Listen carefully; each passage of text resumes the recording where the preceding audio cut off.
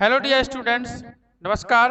हमारे YouTube channel SCC online classes में आपका स्वागत है। और जैसा कि आप सभी को पता है कि हमारे चैनल पर 12th क्लास की फिजिक्स का चैप्टर 1 स्थिर वैद्युत आवेश एवं क्षेत्र चल रहा है। तो उसी श्रृंखला को आगे बढ़ाते हुए आज का हमारा एक छोटा सा टॉपिक रहेगा विद्युत फ्लक्स। वैद्युत फ्लक्स किसे कहते हैं? पेपर में क्वेश्चन पूछ सकता है कि वैद्युत फ्लक्स किसे कहते हैं, इसका मात्रक एवं विमीय सूत्र लिखिए। ठीक है, तो आइए हम देखते हैं कि वास्तव में वैद्युत फ्लक्स है क्या।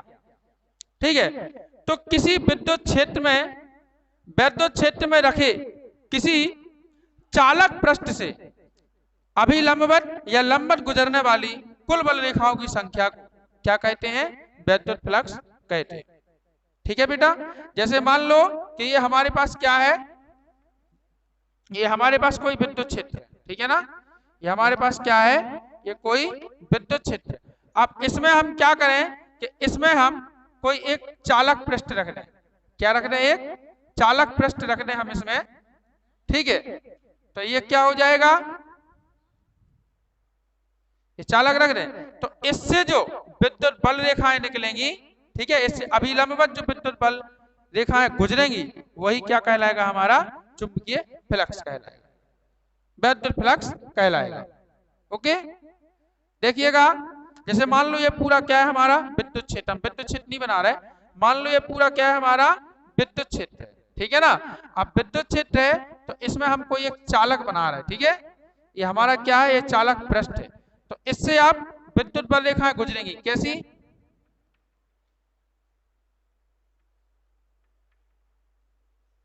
देखिए, यह है विद्युत बल रेखा है।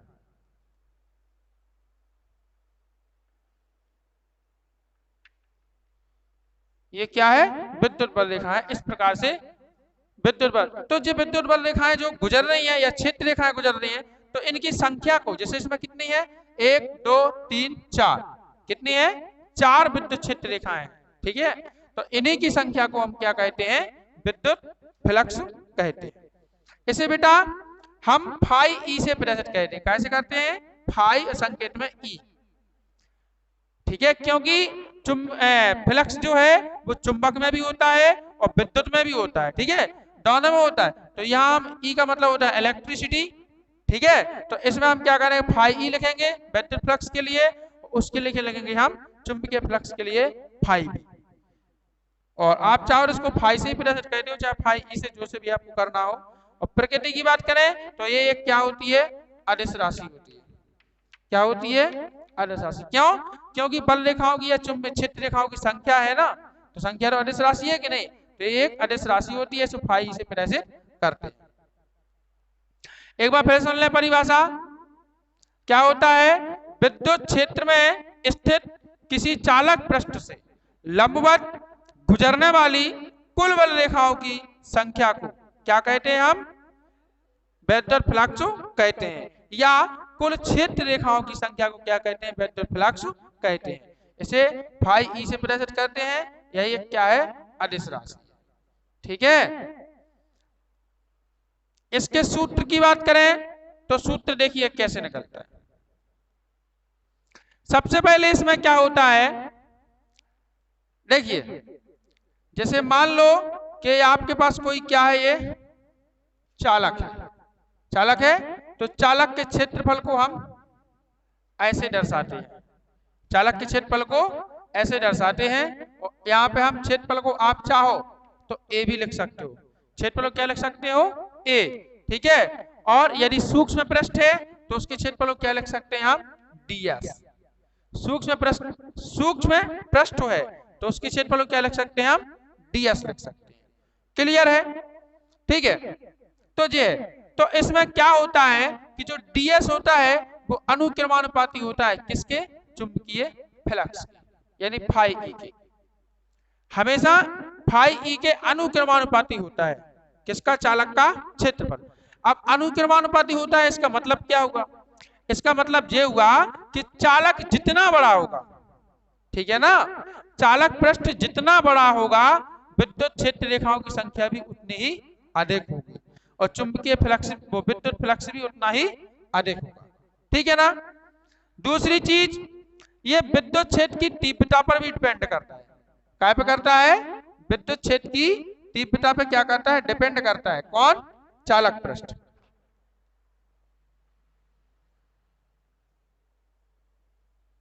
देखिए विद्युत क्षेत्र की तीव्रता पे, यानी कहने का मतलब है कि जो फाई ई है, ठीक है ना, वो अनुक्रमानुपाती होता है किसके? कैपिटल ई के, यानी विद्युत क्षेत्र की तीव्रता। विद्युत क्षेत्र की तीव्रता जितनी ज्यादा होगी, विद्युत क्षेत्र की तीव्रता जितनी ज्यादा होगी, विद्युत क्षेत्र जितना प्रबल होगा, उतना ही ज्यादा चुंबकीय क्षेत्र होगा, उतनी ही ज्यादा चुंबकीय क्षेत्र रेखाएं निकलेंगी। और विद्युत क्षेत्र जितना दुर्बल होगा, विद्युत क्षेत्र की तीव्रता जितनी कमजोर होगी, उतनी ही कम विद्युत बल रेखाएं निकलेंगी। समझ में आ रही कि नहीं आ रही? ठीक है। विद्युत क्षेत्र रेखाएं जो होती हैं, विद्युत क्षेत्र की तीव्रता जितनी प्रबल होगी, विद्युत बल रेखाएं उतनी ही ज्यादा निकलेगी। और विद्युत क्षेत्र रेखाएं जितना दुर्बल होगा, जितना कमजोर होगा, विद्युत क्षेत्र रेखाएं भी उतनी ही कम निकलेंगी। क्लियर? इतनी बात समझ में आ गई? तो ये काय पे निर्भर करता है? ये करता है आपके विद्युत क्षेत्र की तीव्रता पर और इसके पृष्ठ के क्षेत्रफल पर। ठीक है। तो इस प्रकार से अब इसका सूत्र क्या बनेगा? देखो, तो जब ये क्या है? एक अदिश राशि है, तो हम लिखेंगे यहाँ पे क्या? फाई ई बराबर कितना होगा? ई वेक्टर, क्योंकि विद्युत क्षेत्र की तीव्रता क्या है? सदिश राशि, ठीक है ना। और चालक का क्षेत्रफल भी क्या है? सदिश राशि है। देखो क्षेत्रफल जो होता है, कहीं पे अदिश होता है और कहीं पे क्या होता है? सदिश होता है, यानी जहां जैसी आपको जरूरत पड़े। ठीक है, क्षेत्रफल अदिश राशि में सदिश राशि। लेकिन अगर हम विद्युत फ्लक्स की बात करें तो उसमें जो चालक होता है उसका क्षेत्रफल क्या होता है? सदिश होता है, क्योंकि वो दिशा को दर्शाता है। किसको दर्शाता है? दिशा को, कि विद्युत क्षेत्र की तीव्रता की लंबवत है कि समांतर है। इसलिए हम यहाँ पे क्या लेते हैं? सदिश लेते हैं। तो ये कितना हो जाएगा? फाई ई बराबर ई वेक्टर और डॉट कितना हो जाएगा? DS vector. क्लियर? अब चूंकि ये अदिश राशि है तो क्या होगा इसका? अदिश गुणन। क्या होगा इसका? अदिश गुणन होगा। ठीक है ना। जैसे चुंबकीय फ्लक्स एक अदिश राशि है, तो फिर अदिश राशि है तो उसका अदिश गुणन होगा, नहीं तो डॉट लगाया, नहीं तो हम क्रॉस नहीं लगाते। सदिश गुणा होता है तो क्रॉस लगाते। तो यहाँ दो सदिशों का अदिश गुणन है। तो आपने पढ़ा होगा कक्षा 11 में बताया था हमने कि मान लो ए वेक्टर बी वेक्टर आपके पास दो सदिश है, ठीक है। अब उसका हमें डॉट मल्टीप्लाई करना है, यानी डॉट वेक्टर करना है अदिश गुणन। अदिश गुणन करेंगे तो कैसे करेंगे हम? ए बी cos थीटा बताया था। तो इसी प्रकार यहाँ पे E vector dot DS vector है, तो क्या हो जाएगा? ई डीएस cos थीटा होगा कि नहीं? तो फाई ई बराबर कितना बचेगा आपका? ई डीएस cos थीटा। ठीक है। इस प्रकार से ये दोनों ही क्या होते हैं? विद्युत फ्लक्स के सूत्र होते हैं। क्लियर है? ये दोनों विद्युत फ्लक्स के सूत्र हैं। मात्रक की बात करें तो देखिए, अभी मात्रक नहीं, पहले इसकी हम कंडीशन देखते हैं। ठीक है, क्योंकि ये cos थीटा आया ना, तो इसकी कंडीशन देखते हैं। कंडीशन विशिष्ट परिस्थितियां, कंडीशन नंबर क्या हो जाएगा? फर्स्ट। यदि अगर मान लो थीटा बराबर हम पहले 0 ले रहे हैं, थीटा बराबर क्या ले रहे हैं? 0। अगर हम थीटा बराबर 0 लेंगे तो चुंबकीय फ्लक्स पे क्या प्रभाव पड़ेगा? ठीक है ना। चुंबकीय फ्लक्स पे क्या प्रभाव पड़ेगा? विद्युत फ्लक्स पे क्या प्रभाव पड़ेगा? फाई ई बराबर कितना हो जाएगा आपका? ई डीएस और कॉस कितना हो जाएगा? 0 डिग्री। होगा कि नहीं? अब बताइए, अब कॉस 0 का मान क्या होता है? कॉस 0 का मान 1 होता है। हाँ, 1 होता है। ठीक है, तो फाई ई बराबर, ठीक है, अब यहाँ का इसका मान 1 होगा, 1 का गुणा ई इंटू डीएस में क्या बन जाएगा? ई डीएस। यही बनेगा, यानी चुंबकीय फ्लक्स कैसा होगा? धनात्मक। कैसा होगा? धनात्मक या अधिकतम होगा। ठीक है। अब ये केस होता कब है? ये केस होता जब है जब इस स्थिति में चालक पृष्ठ जो है विद्युत क्षेत्र के कैसा होना चाहिए? लंबवत होना चाहिए। विद्युत क्षेत्र के कैसा होना चाहिए? लंबवत होना चाहिए चालक पृष्ठ, तब तो है। लंबवत कैसे, देखिए जैसे मान के चलो कि ये क्या है, आपके पास विद्युत क्षेत्र है, ये क्या है आपके पास विद्युत क्षेत्र है ई, है क्या नहीं। अब ये विद्युत क्षेत्र, अब चालक पृष्ठ कैसा होना चाहिए, लंबवत का मतलब चालक पृष्ठ आपका ऐसा होना चाहिए, देखो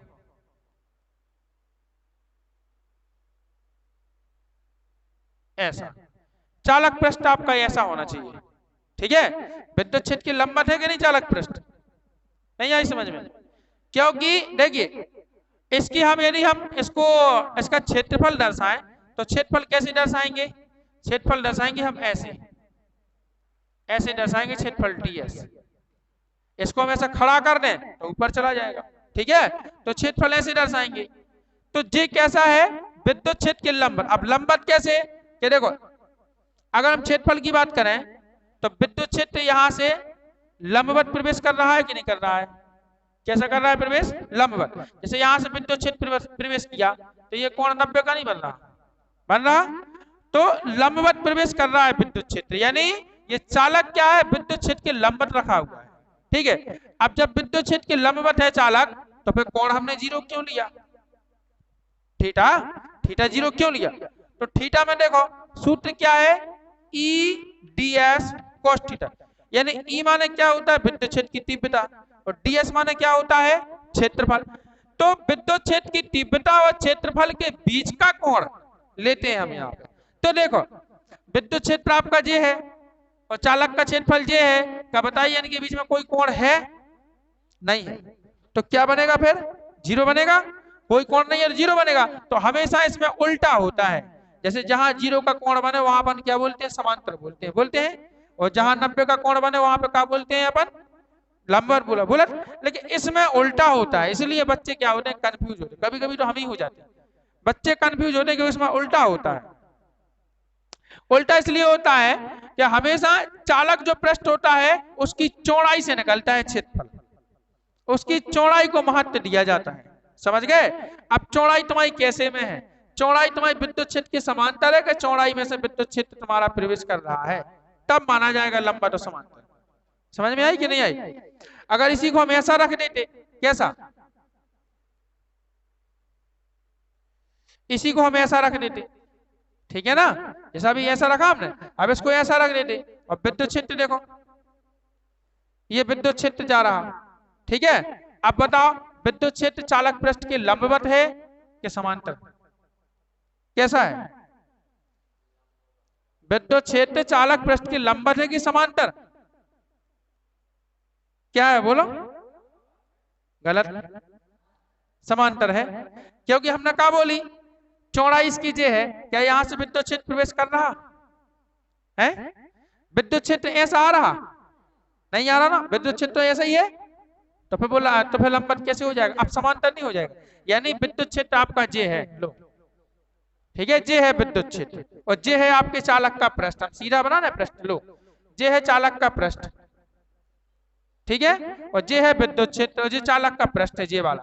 अब बताइए इनके बीच में ये समांतर है कि लंबवत, समांतर है कि नहीं, तो जे समांतर है, और लेकिन हम अगर कोण की बात करें तो कोण देखो क्षेत्रफल आपका ऐसे निकलेगा, ऐसे होगा क्षेत्रफल ds, और ये क्या है ई है।